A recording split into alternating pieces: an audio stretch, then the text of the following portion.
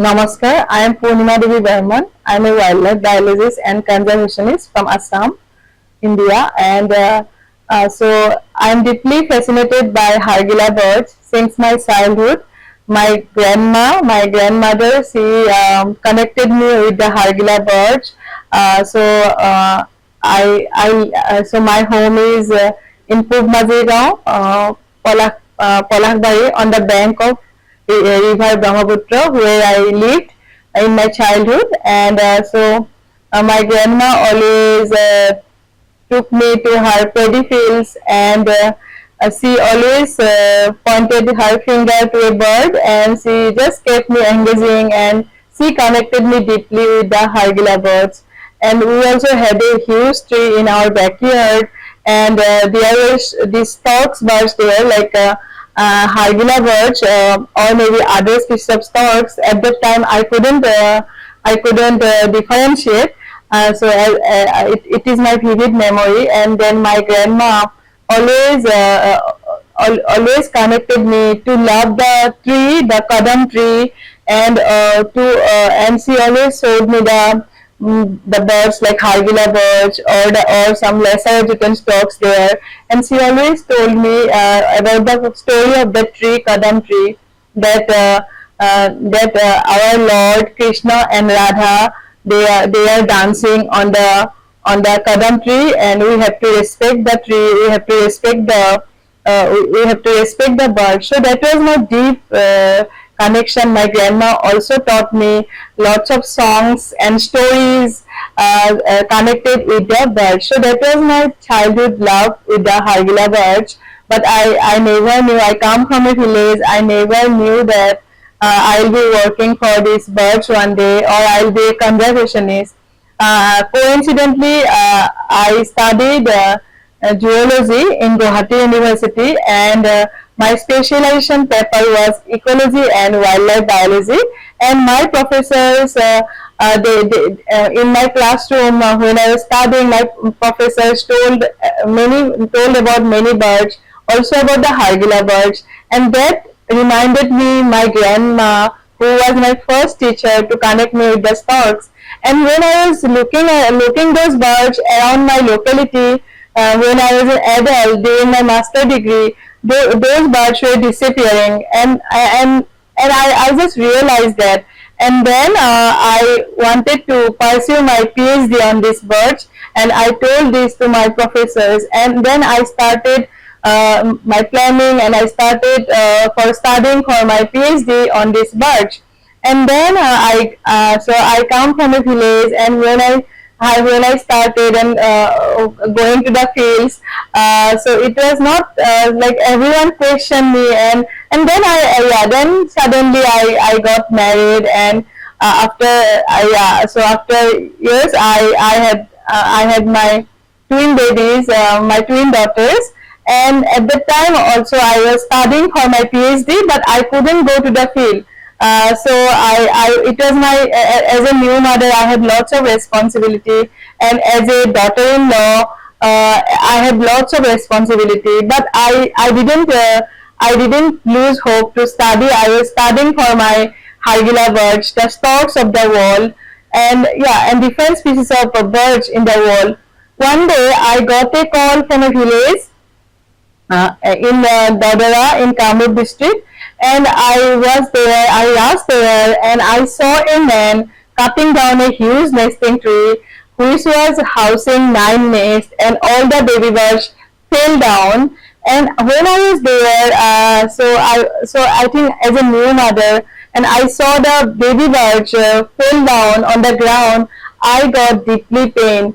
And when I was asking the persons, everyone surrounded me, and they started telling that this bird is a bad omen, and it doesn't need to live. And I think at that moment my motherly instinct fired up, and I got deeply pained. I think it was my motherhood connection when I saw all these baby birds. And then that day I realized that what is the value of my education, what is the value of my life if I cannot save even one bird, and what is the value of my PhD. This was the question, and something changed in my life, and I think that was the turning point. I got deeply obsessed with the Hargila birds and their babies, and I realized how they can label these birds, how somebody can label these birds as bad omen. I thought that I thought that they were labeling this to my own babies, own daughters, and from that day my mission started, and I got a purpose to live my life, and I realized that no, it was not the fault of anyone. It was just the lack of awareness and the taboo, taboo and the superstition that people believe some birds as bad omen, or yeah, or disease carrier or bad omen, so or bad or harbinger of bad luck. So from that day my mission started, and I fell deeply in love, deeply obsessed with the Hargila birds, and especially with their babies, like my own daughters. So my journey was not so easy because people had a very negative perception towards the birds, and I also found that when the birds were breeding or laying eggs, the trees were cut down, or they were labeled as bad omen or bad luck. So it was not easy to change the perception, but every moment when I heard that this bird is treated is in such a negative way, so I realized that this bird should be a part of our tradition and culture, our heart, our daily life, our rituals, our folk songs, our attire, our traditional dress. So yeah, so our culture and our existence. So this way, this also became one of my biggest challenge, that this bird should be our existence, should be our part of our tradition and culture. So this way, actually, everything started, and I started dreaming that people will love. People will love Hargila one day, as we love our own daughters and our own son, our children. So this was my dream. So I got this dream for the Hargila, and while chasing this dream, everything happened spontaneously. So I started inviting our women, because our women did not like to come to any meeting of the conservation. So I started inviting our women to traditional cooking festivals, or cooking competitions, yeah. So I started inviting our women to cooking competitions, and then I started inviting our women to baby shower, like the way we do for our Assamese expected mothers. So baby shower of the Hargila birds we started organizing in the villages, in the prayer halls, or in the backyard or courtyard, everywhere. And so our women started emotionally getting sensitized when we started organizing the traditional baby shower, which we call in Assamese as Panchamrit ceremony, and in Hindi as God Bharai. And I think it was one of the biggest turning point to connect the women with our motherhood, and our women started getting emotionally sensitized with the Hargila birds. And then a few women started coming, then more women started coming, and every day we started celebrating baby shower. So when the Hargila birds are laying eggs, people cut down the tree, or people label them as bad omen. But when in our human life, when we are expecting mothers, or the women, when we are expecting mothers, we get respect, we get celebration. So this way, actually, the baby shower concept came, and it was really a huge success. And our women started telling this to their men, to their families, and this way, actually, one day we formed Hargila Army. And so, if you, as you asked me how I convince women, I think our women our women are already part of nature. They love nature, but somewhere they didn't understand that. And once they joined this baby shower, once they learned the motherhood of Hargila, so they started realizing this. And and whenever I organize any meeting, when we organize any meeting of Hargila, so far So it became a consistent movement. But when I organize any meeting, it is always related to our tradition and culture, our ritual. For example, when we have like as in human life, we have when our babies are born, we celebrate the newborn. So we also celebrated the newborn of the chicks. We started celebrating the Hargila Bach into our Durga Puja, into our Lakshmi Puja, into our Gita Bhagavat procession. We collaborated with the community to celebrate it in Gita Bhagavat procession, or every ceremony that we had. So our meetings were not like the normal meeting. Everywhere we had a meeting where we had some celebration.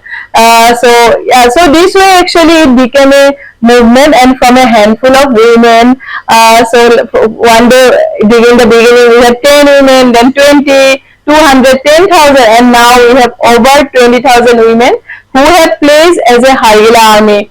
Our women feel so proud and so respected. They feel that becoming Hargila army is their life changing moment, from homemakers to conservationists. And and they deeply connect the birds with their child. And so this way actually we started, and you can see how our women celebrating, or how our women weave the bird into our traditional Assamese mekhela sadar, and our women do it with our Assamese traditional gamosa or other attires. And these are now sold in many places all over the world. We just started a small movement, and now it is infectious, and it is even more now. And in the beginning, my dream was to bring this bird into our tradition and culture, and now you can see this bird is a part of our fashion. And this way I always tell that our passion becomes fashion. And also our women have integrated this bird into our Assamese traditional prayers, our Nam Kirtan, and our folk songs, our Bihu dance. So we have like Hargila is our daily life, and many people ask me, do you humanize Hargila? So my answer is yes. We consider Hargila as our own family members. Yes. When people started calling us for rescue, when the baby birds fell down, and when people started calling for rescue, and when people stopped hunting, and basically when our Hargila army became so proud, the moment I cannot tell one moment. And when for the first time I saw our women becoming so proud, and joining a baby shower of the Hargila birds, and they themselves tell themselves as they themselves introduce themselves as Hargila army so proudly every day. So I feel it's a very emotional moment for me, and I think this way change happened. And otherwise, when I found the nest numbers increase, that also made me feel that change happened. Yeah, I think I told already our villages. Or so today our people. I think that that bad omen is no more a bad omen. It's a cultural icon, and cultural pride, identity of our village, identity of our women. Every day we call our women as Hargila army. So our women feel so proud to be Hargila army. So our every woman's name also is connected with the Hargila birds. So you can realize that. So our villagers have accepted this bird as part of their family. Our women have accepted them as their own children. So Hargila is a part of our daily household name. Hargila is a part of our hearts now, and Hargila is a part of our tradition, folk songs, dance, bihu, and it's very infectious movement. And our women keep moving from one village to another village, through village to village education program, where our new women join as Hargila army, and this is happening so infectiously. And this is because our women, our villagers, have accepted this bird as part of as part of their existence, and also a way of unity.